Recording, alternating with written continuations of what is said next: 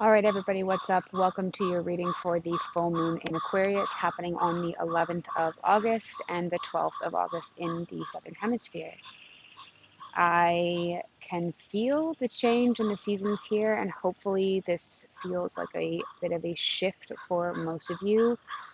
We are coming around the bend from some of the really intense, fiery energies that we get from the summertime and also just from the alignment that has been happening recently with um, the Lionsgate portal. You can look that up online if it's new to you, as well as it being supermoons, which is when the moon is quite close to the earth. And so the pull and the sort of energetic difference that happens there is quite a bit stronger.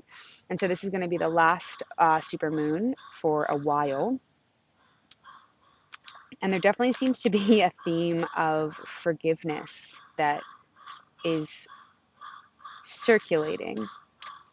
Self-forgiveness is a big one, um, mostly to do with the past. So forgiving yourself for the person that you were and forgiving yourself for the mistakes that you've made in the past and consciously making that choice of, I recognize what has happened. I choose again. I choose to move forwards. I recognize what has happened. I choose again. I choose to move forwards. And allowing that regaining of choice and of self-power and of self-sovereignty to allow that forgiveness to gently move you into becoming a new version of yourself.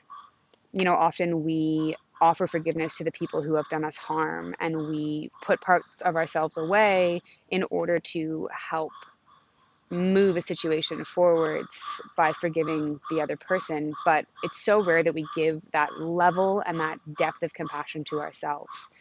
And so the full moon in Aquarius is really asking for, or I mean, even to take it out of astrological context, the energetic frequencies, the energy of the planet that's being asked to sort of be embodied right now to help you move forwards in the way that would be best of service for you is to give yourself that forgiveness and then give yourself that compassion to help yourself embody a new version of who you are. And I haven't said this in a long time, but I have a feeling that I'm going to be inviting a couple of different voices and different people who watch my videos in the next little while. So I do energetic forecasts and I speak to one color of the collective rainbow.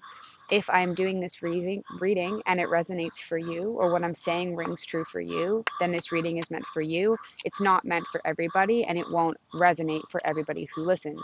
So take what resonates, leave the rest, and I hope this reading provides well for you.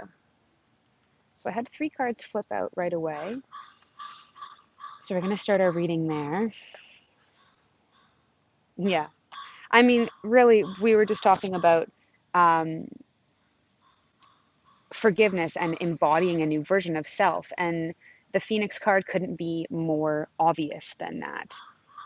If anybody is a fan of Harry Potter or just lore, magical lore and folklore in general, the Phoenix is about literally being destroyed, crumbling and disintegrating and evaporating and combusting into ash. I guess not, evaporating is water, but combusting into ash and then recollecting oneself and becoming a new version of who you are. And so if you have been hoping for a sign or some signal of change, this is definitely an incredibly powerful, optimistic sign that yes, things are indeed moving forwards and you are entering this Phoenix version of yourself. If it doesn't have to do with a specific personal embodiment, it's definitely a situational change. But for most of you, I feel it really is going to feel like a personal shedding of skin and totally releasing of who you once were to become who you are. We're being asked at this time on the planet to so bravely become the newest versions of ourselves so that we can help carry this planet forwards. And that Phoenix card really offers us that opportunity for assurance that this is something that we can do.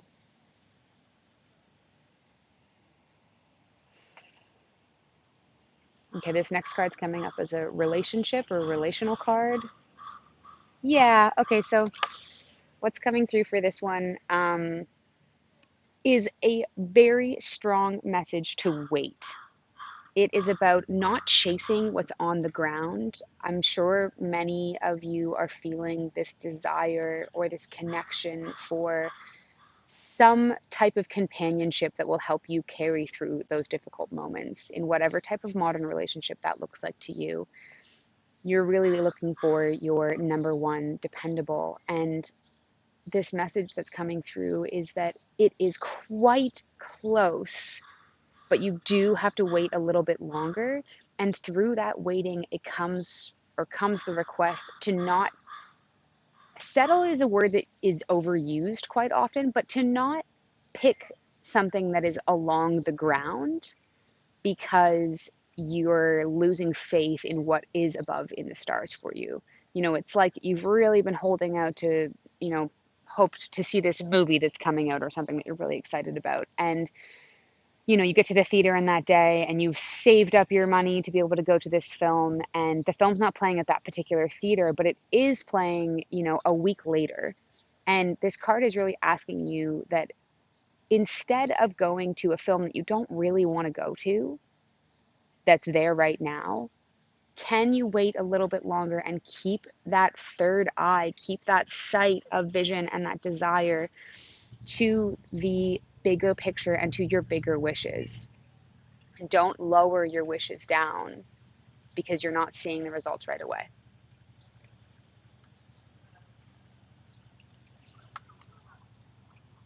For this last one, really feels like a family card, or relationship in a different sense, relationship in more of a peer sense. Yeah, interesting. So this is, I often describe this card as the wish card, the Nine of Mirrors. It's a fairy, very fairy card. And what's being asked in regards to relationship here is you're being given an opportunity to start over and to make a wish in the sense that you feel that expansion and that anything can happen kind of joy when you blow out candles on a birthday cake. So if you have a relationship here that has been difficult or has gone through some judgment or gone through some rough patches or some sort of prickly areas, if you were trying to sew something and the stitches kind of got all messed up and it looks kind of rough, this is your opportunity to take a deep breath, exhale, and let things start fresh. So that is always your choice. You always have the opportunity to do that. But the card that's coming through for your relationship and your friendships, family and friendship sort of level, is that you have this opportunity to do this exhale and to have this release and to start fresh. So take it if you want it. And if you don't want to, if starting fresh means starting without that individual, then that is also an option. But that hanging point is being provided for you at this time.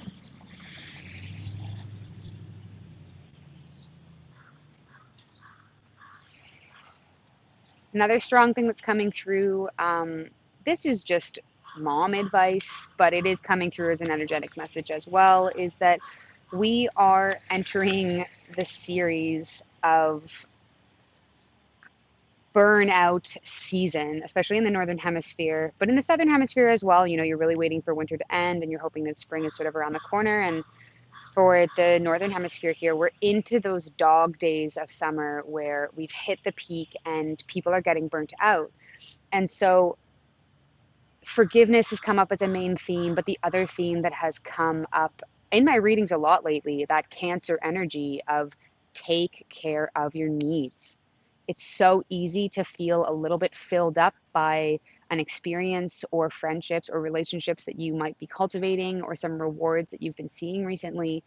But you really have to be conscious to make sure that you don't just give away all the good energy that you've created right away, and that you really keep taking care of your needs until we hit that slowing change of pace in the fall, where we can feel that release is coming and we can feel that rest is coming, and that we don't have to maintain ourselves in a way that is so hyper aware of where our energy is going. if we practice better energetic boundaries in the height of the heat, in the height of summer, and in these hot times, then when we move towards the colder months, or the slower months, it's going to be easier for us to naturally maintain our homeostasis without giving too much away. And that energy will really carry you forward through the winter and really make you feel full and nurtured and whole in the winter instead of feeling empty and exhausted and lost to the dark.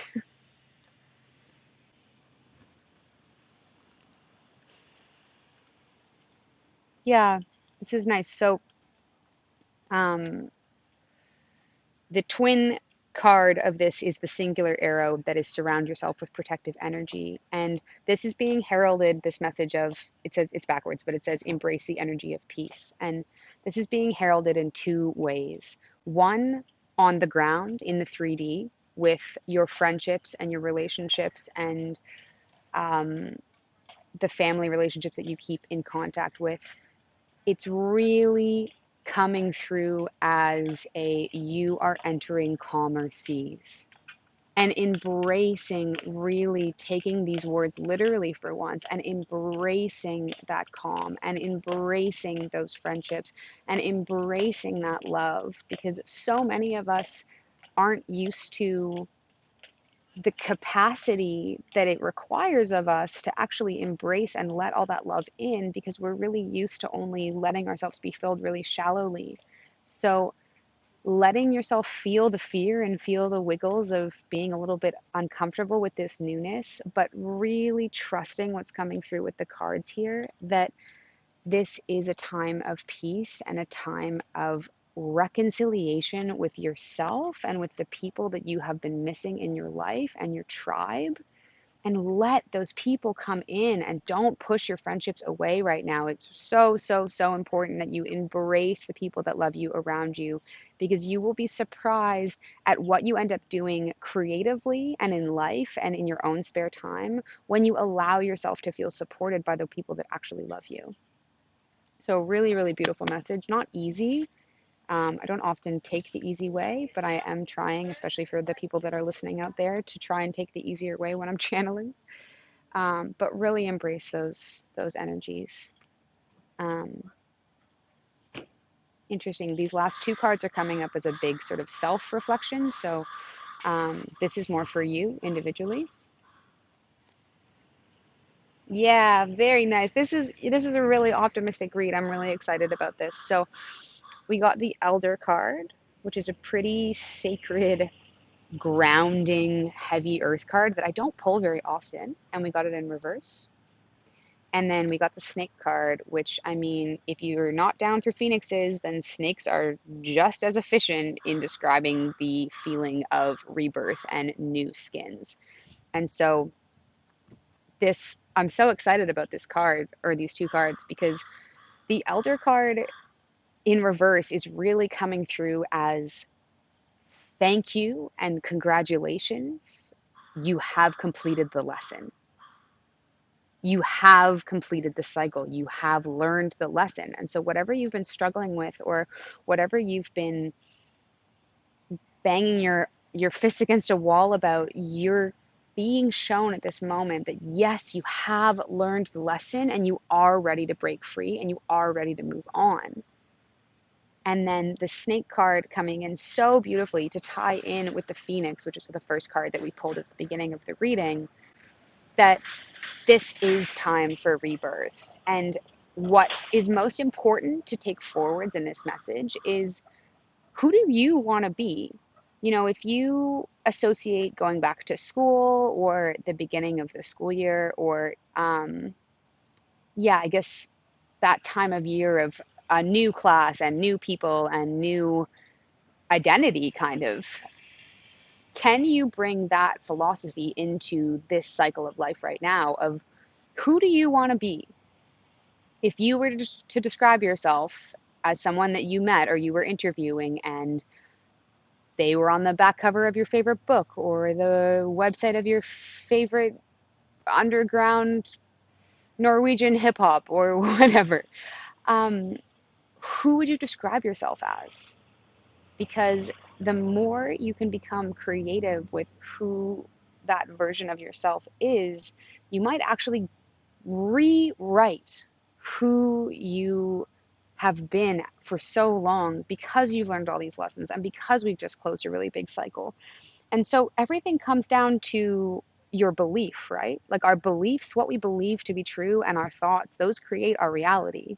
And so give yourself a blank page for this full moon and write out something new. You might surprise yourself. So that is all I have for you today. As always, I am booking readings on Instagram, indigo.instinct on Instagram, Indigo Instinct Healing on Facebook. Indigo Instinct Healing Matrix is the Facebook group. You are welcome to post there and join the community. And obviously here on YouTube, Indigo Instinct Healing. Thank you so much for listening. Please share the video, like, subscribe.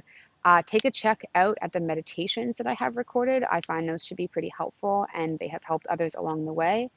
And if you would like to support my work, there is a link in the description box below for a PayPal donation. I would love to be able to do this full time. I would like to get more into sound healing, and I am working towards creating healing as being the primary center point in both my internal and external life, because in my internal life it's already the center point, but I would like to be able to live that more holistically as well. So thank you, mahalo, for listening to me, and I hope you have a beautiful full moon in Aquarius. Leave the comments below if the film, if this reading resonated with you, and take care of yourselves and each other. Blessings.